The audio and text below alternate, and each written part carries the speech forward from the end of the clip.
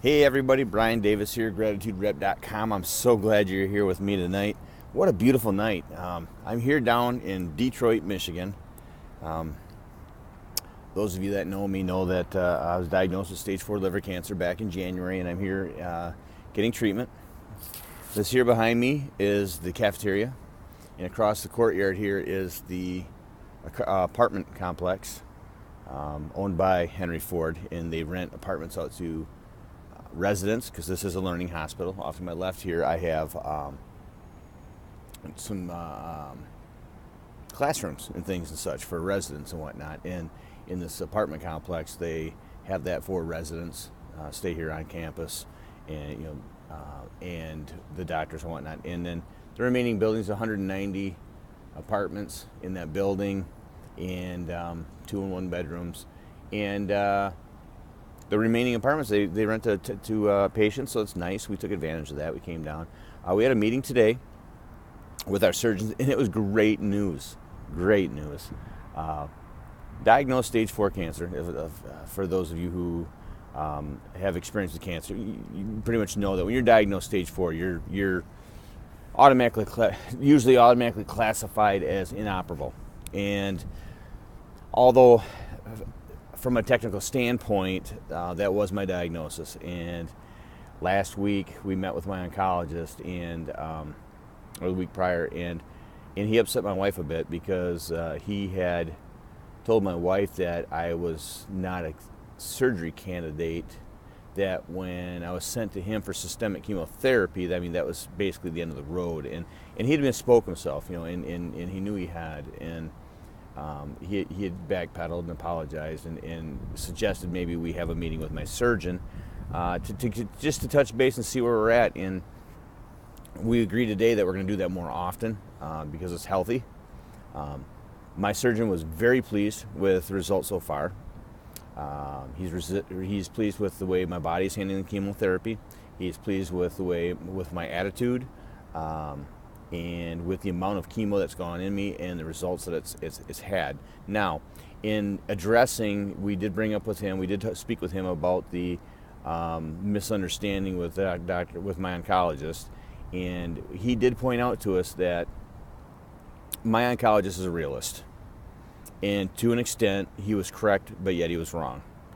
But he is a realist, and it's because he's a realist that he has the respect of my surgeon, and he also is a realist that's not afraid to push way outside the box in these cases, and that's why my surgeon said that he wanted Dr. Wollner on my case, because he wants to be very aggressive.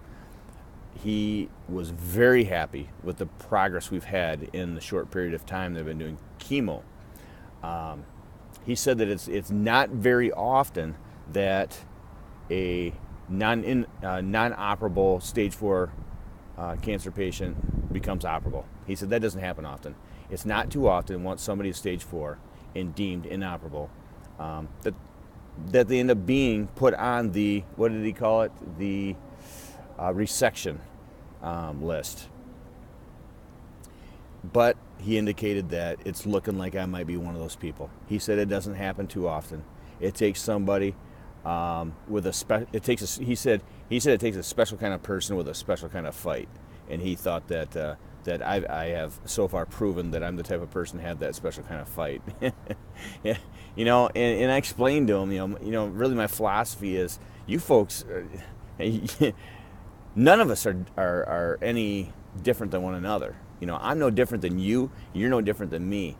We both started dying the minute we were born. That's the way the human body works. The second we're born, we start dying, and none of us knows when that's going to be. You don't know when you're going to pass. I don't know when I'm going to pass. I'm pretty confident I'm going to wake up tomorrow. I can't change what's happened in the past, and I don't know what's going to happen tomorrow. I live today. I live for today, and I don't know when I'm going to pass. I'm going to make the most of every single day. The advantage that I have is that I received a hard stop. The brake slam, arm in the chest, hard stop in life, and I've had to do a lot of soul searching. And there's a sense of urgency in my life. And you heard it here first. I'm coining the phrase, blank is urgent. I'm trademarking that. I have a keynote written around it. Urgent for life. Yeah, I'm urgent for life. There's a sense of urgency in my life, and I'm getting things done. You know, um,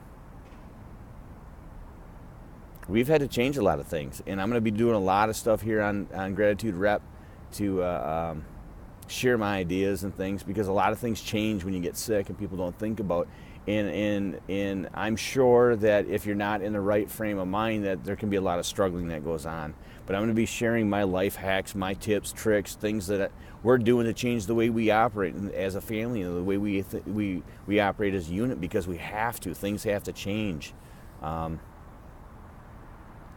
It might sound silly, but things as simple as, we canceled the cable. Save a few bucks, get us off the couch and get us out and active and exercising. My surgeon told me today, continue to exercise. He wants me exercising. He wants me working out. He wants me eating right, healthy. He wants me back to the way I was. He says, you keep, as far as my nutrition and my exercise.